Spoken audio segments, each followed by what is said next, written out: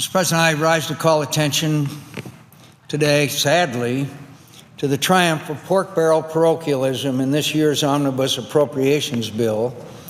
In particular, a policy provision that was airdropped into this bill in direct contravention to the National Defense Authorization Act, which will have U.S. taxpayers subsidize Russian aggression and comrade capitalism. Nearly 2 years ago, Russian President Vladimir Putin, furious that the Ukrainian people had ousted a pro-Moscow stooge, invaded Ukraine and annexed Crimea.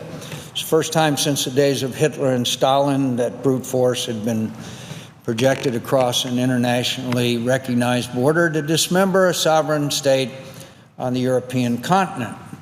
More than 8,000 people have died in this conflict, including 298 innocent people aboard Malaysian Airlines Flight 17 who were murdered by Vladimir Putin's loyal supporters with weapons that Vladimir Putin had supplied them with. Putin's imperialist campaign in Eastern Europe forced a recognition for anyone who was not yet convinced that we're confronting a challenge that many had assumed was resigned to the history books. A strong, militarily capable Russian government that is hostile to our interests and our values and seeks to challenge the international order that American leaders of both parties have sought to maintain since the end of World War II. And that's why the Congress imposed tough sanctions against Russia, especially against Putin's cronies and their enormous and enormously corrupt business empires. Part of that effort, Congress passed the fiscal year 2015 National Defense Authorization Act, which restricted the Air Force from using Russian-made RD-180 rocket engines for national security space launches, engines that are manufactured by a Russian company controlled by some of Putin's top cronies.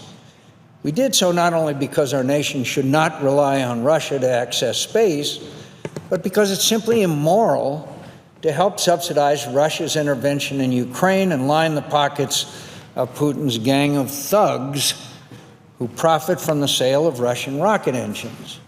Last year, the Defense Authorization Bill exempted the 5 of the engines that United Launch Alliance purchased before the invasion of Ukraine. This allowed ULA, the space launch company that for years has enjoyed a monopoly on launching military satellites, to use those Russian rocket engines if the Secretary of Defense determined it was necessitated by national security. Since the passage of the act in the Senate, 89-11, Russia has continued, as we all know, to destabilize Ukraine, menace our NATO allies in Europe with aggressive military behavior. Putin has sent advanced weapons to Iran, violated the 1987 Intermediate Range Nuclear Force Treaty, and now in a profound echo of the Cold War, Russia has intervened militarily in Syria on behalf of the murderous regime of Bashar Assad. Clearly, Russian behavior has only gotten worse. That's why, a few weeks ago, Congress acted again and passed the fiscal year 2016 National Defense Authorization Act.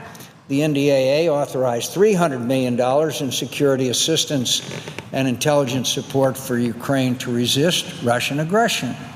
At the same time, the bill recognized that a small number of Russian engines could be needed to maintain competition in the national security space launch program and facilitate a smooth transition to rockets with U.S.-made engines.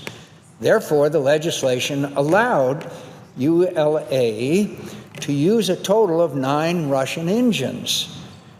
The fiscal year 16 Defense Authorization Bill, including its provision limiting the use of Russian rocket engines, were debated for months. For months, the issue was debated. The Committee on Armed Services had a vigorous debate over this important issue. An amendment was offered to maintain the restriction on the Air Force's use of Russian rocket engines, and in a positive vote of the committee, the amendment was adopted. We then considered hundreds of amendments to this bill on the Senate floor over a period of 2 weeks. For 2 weeks, We literally considered hundreds of amendments.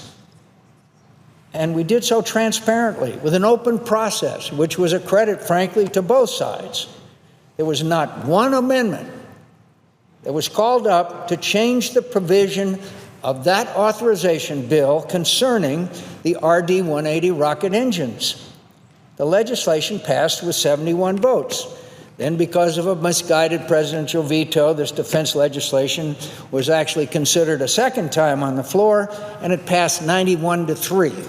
I want to emphasize again, one of the things that I was proud of for years is that we do debate the Senate Armed Services, the National Defense Authorization Bill. We have every year for some 43 years, and passed it and had the president sign it. And we open it to all amendments. But there was no amendment on rocket engines proposed on the floor of the Senate. Why wasn't it? If there were members of the Senate who did not like the provisions in the bill, we had an open process to amend it. But they didn't. They didn't because they knew they could not pass an amendment that would remove that provision in the Defense Authorization Act. So now in the dead of night, we just find out hours before we're supposed to vote, they put in a restriction which dramatically changes that provision that was done in an open and transparent process, to their everlasting shame. In the dark of night, not a vote, not a vote. No one consulted on the defense and the Armed Services Committee. This bill, including its provisions limiting the use, the fiscal year 16 bill, including its provision limiting the use of Russian rocket engine, was debated for months. The committee had a vigorous debate, as I mentioned, and here's my point. The Senate had this debate. We had ample time and opportunity to have this debate. And through months of this fulsome debate, no senator came to the Senate floor to make the case that we needed to buy more Russian rocket engines. No senator introduced an amendment on the floor to lift the restriction on buying more Russian rocket engines. To the contrary, the Senate and the full Congress, including the House of Representatives, voted overwhelmingly and repeatedly to maintain this restriction. This is a policy issue, not a money issue. Nowhere in the realm of the Appropriations Committee. And it was resolved as it should have been on the Defense Policy Bill. And here we stand. Here we stand with a 2,000-page omnibus appropriations bill crafted in secret crafted. Members outside of the Appropriations Committee were not brought into the formulation of this legislation.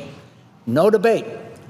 Most of us are seeing for the first time this bill this morning, and buried within it is a policy provision that would effectively allow unlimited purchase and use of, guess what, Russian rocket engines. What's going on here? What's going on? ULA wants more Russian engines, plain and simple.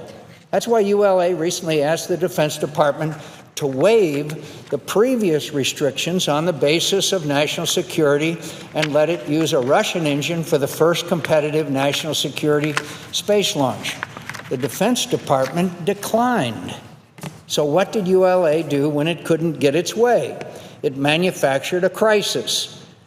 Though the Department of Defense is restricted in using these Russian rocket engines, there is no similar restriction on NASA or commercial space launches, so ULA rushed to assign the RD-180s, that's the rocket engines, that it had in its inventory to these non-national security launches, despite the fact there's no restriction on the use of Russian engines for those launches.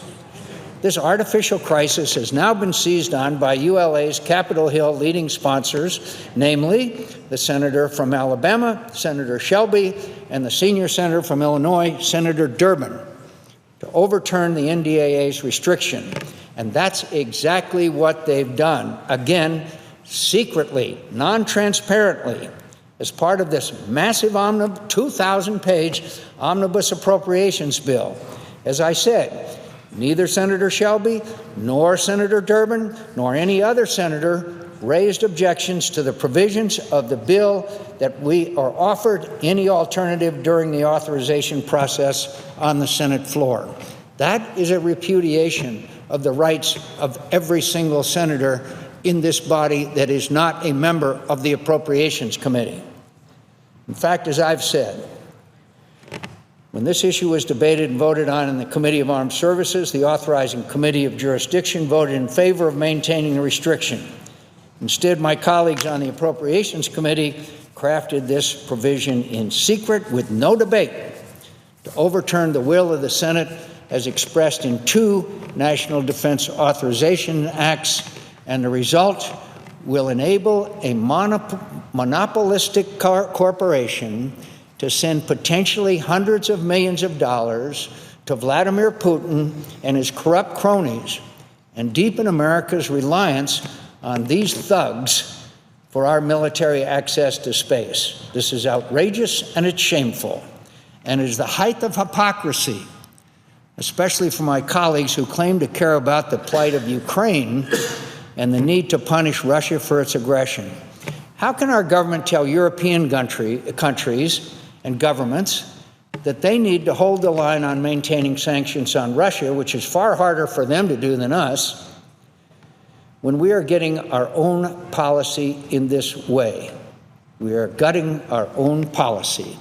How can we tell our French allies, in particular, they shouldn't sell Vladimir Putin amphibious assault ships, as we have, and then turn around and try to buy rocket engines from Putin's cronies?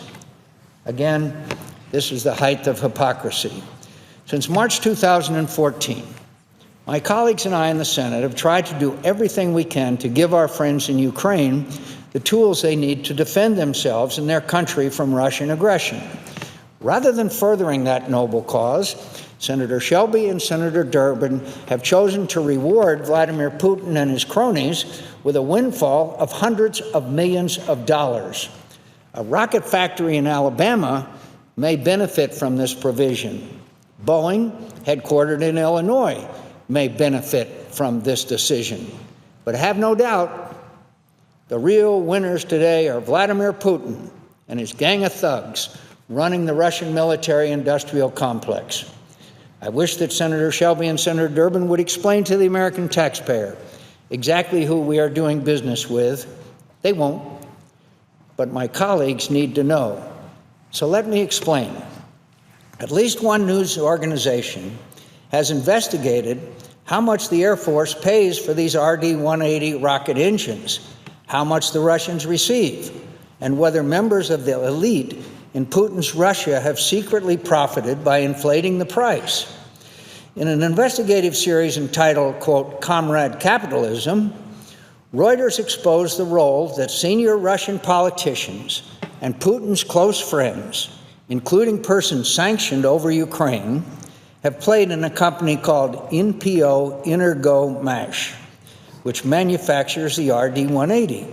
According to Reuters, a Russian audit of that company found that it had been operating at a loss because funds were, quote, being captured by unnamed offshore intermediary companies, unquote.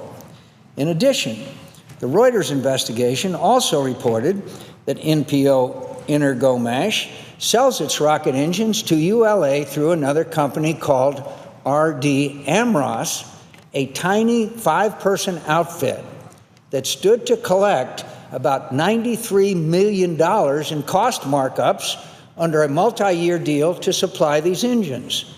The Defense Contract Management Agency found that in one contract alone, RD Amros did, quote, no or negligible work, but still collected $80 million in unallowable excessive pass-through charges. Now remember, my friends, that is a 5-person outfit, 5 persons. And the Defense Contract Management Agency found that in one contract, but collected $80 million in unallowable excessive pass-through charges. My friends, that's who, thanks to this amendment, is going to continue to receive this money. According to University of Baltimore School of Law professor Charles Tiefer, who reviewed Reuters documents, and I quote, "The bottom line is that the joint venture between the Russians and Americans is taking us to the cleaners," unquote. He said that he had reviewed Pentagon audits critical of Iraq war contracts, but those, quote, "didn't come anywhere near to how strongly negative the R.D. Amros audit was." My colleagues, we got to do better. We got to do better than this. Now, some may say we need to buy rocket engines from Putin's cronies in Russia. In particular, they will cite a letter from the Department of Defense in response to a list of leading questions from the Appropriations Committee just a few days ago, which they will claim as confirmation that the department believes that the United States will not have a domestically manufactured replacement engine for defense space launches before 2022. And of course, that's nonsense. When the Department of Defense starts making predictions beyond its 5-year budget plan, what I hear is, quote, "this isn't a priority," or "we don't really know." Either way, this is unacceptable. Both the authorizers and the appropriators have ramped up funding for the development of a new domestically manufactured engine. The Pentagon needs to do what it has failed to do for 8 years, make this a priority. Indeed, American companies have already said that they could have a replacement engine ready before 2022. Our money and attention should be focused on meeting this goal, not subsidizing Putin's defense industry. Proponents of more Russian rocket engines will also cite claims by the Air Force that ULA needs at least 18 RD-180 engines to create a, quote, "bridge between now and 2022, when a domestically manufactured engine becomes available." This, too, is false. Today, we have 2 space launch providers, ULA and SpaceX, that, no matter what happens with the Russian RD-180, will be able to provide fully redundant capabilities with ULA's Delta IV and SpaceX's Falcon 9, and eventually the Falcon Heavy space launch vehicles. There will be no capability gap. The Atlas V is not going anywhere anytime soon. ULA has enough Atlas Vs to get them through at least 2019, if not later. And as I alluded a moment ago, the Pentagon agrees that no action is required today to address a risk or assured access to space. In declining ULA's recent request for a waiver from the Defense Authorization Bill's restriction, the Deputy Secretary of Defense concluded, quote, they, quote, "do not believe any immediate action is required to address the further risk of having only one source of space launch services." Indeed, in its recent letter, the Department of Defense even confirmed that ULA has enough engines to compete for each of the 9 upcoming competitions, and that the number they will pursue is, quote, "dependent upon ULA's business management strategy." So I ask Senator Shelby and Senator Durbin, what are your priorities? As we speak, Ukrainians are resisting Russian aggression and fighting to keep their country whole and free. Yet this omnibus appropriations bill will send hundreds of millions of dollars to Vladimir Putin, his cronies, and Russia's military-industrial base as Russia continues to occupy Crimea, destabilize Ukraine, and their neighbors in the region. What kind of message does that send to Ukrainians who have been fighting and dying to protect their country? How can we do this when Putin is menacing our NATO allies in Europe? How can we do this when Russia continues to send weapons to Iran? How can we do this when Putin continues to violate the 1987 Intermediate-Range Nuclear Forces Treaty? How can we do this when Putin is bombing U.S.-backed forces in Syria fighting the murderous Assad regime? I understand that some constituents of Senator Shelby and Senator Durbin believe they would benefit from this provision. But as the New York Times editorial board stated earlier this year, when sanctions are necessary, the countries that impose them must be willing to pay a cost too. After leaning on France to cancel the sale of 2 ships to Russia because of the invasion of Ukraine, the United States can hardly insist on continuing to buy national security hardware from one of Mr. Putin's cronies. I repeat, that is in the New York Times. Mr. President, I ask unanimous consent. The article, the editorial entitled "Don't Back Down on Russian Sanctions" by the New York Times be included in the record. Without objection.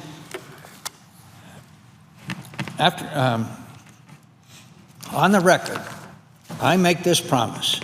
If this language undermining the National Defense Authorization Act is not removed from the omnibus, I assure my colleagues that this issue will not go unaddressed in the fiscal year 2019 National Defense Authorization Act. Up to this point, we have sought to manage this issue on an annual basis, and we've always maintained that if a genuine crisis emerged, we would not compromise our national security interest in space. We've sought to be flexible and open to new information. But if this is how our efforts are repaid, then perhaps we need to look at a complete and indefinite restriction on Putin's rocket engine. I take no pleasure in saying that. I believe that avoiding the year-over-year conflict over this matter between our Authorizing and Appropriations Committee is in our nation's best interest. Such back and forth only delays our shared desire to end our reliance on Russian technology and from our space launch supply chain while injecting instability into our national security space launch program. That instability threatens the reliable launch of our most sensitive national security satellites and the stability of the fragile industrial base that support them. But I cannot allow the Appropriations Committee or any other member of this body to craft a take-it-or-leave-it omnibus spending bill that allows a monopolistic corporation to do business with Russian oligarchs to buy overpriced rocket engines that fund Russia's belligerent in Crimea and Ukraine and its support for Assad in Syria and its neo-imperial ambitions. Now, I'd like to address this issue in a larger context. The way that the Congress is supposed to work is that authorizing committees authorize, whether it be in domestic or international, or in this case, defense programs. The responsibility of the authorizing committee is to make sure, in the case of defense, the Armed Services Committee, the training, equipping, the authorizing the funding, the policies, all of that fall under the Armed Services Committee. The Appropriations Committee is required in their responsibilities to decide the funding for these programs. It is within their authority to zero out a program if they don't think that the funding is called for or necessary. They can add funding if they want to for various programs.